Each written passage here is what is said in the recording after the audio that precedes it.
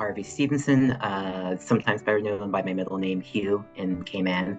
I am an economist here in Washington, D.C. I won the Making Waves Award in the finance and legal category. I originally left to go to the UK, where I studied A-levels. At the time, I wanted to be a lawyer, but I changed my mind about that.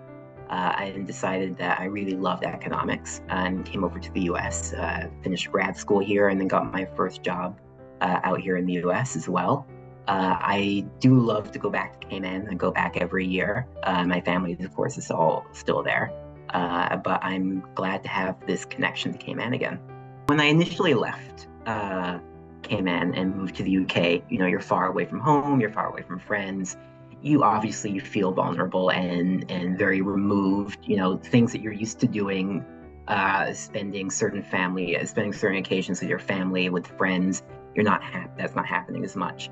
But that, I think everyone experiences that, and that goes away over time. For some people, it takes longer than others, but everyone adjusts eventually.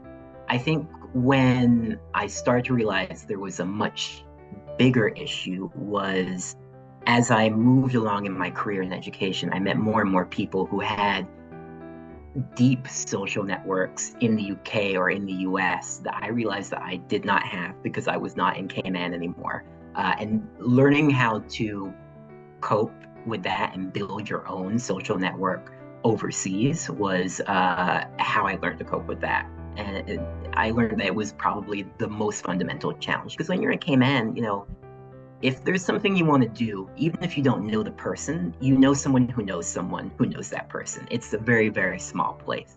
That is not the case when you're in the United States. You're not going to go to the grocery store and see the President of the United States. Whereas if you're in Cayman, you probably can go to the grocery store and see the Premier. That's not a surprising thing to happen. So when I worked at the Fed, I remember sitting one day in a conference room with all the economists in my department, sitting around briefing the president of the Federal Reserve Bank of Chicago. And they're briefing him because he's going off to vote on interest rates. And I realized for the first time I was closer to that process than anyone in Cayman typically is. And it's this thing that gets covered in the news, that's on CNBC, CNN, Bloomberg, everywhere. And I'm not deciding on interest rates, obviously, at that point, but or yet either.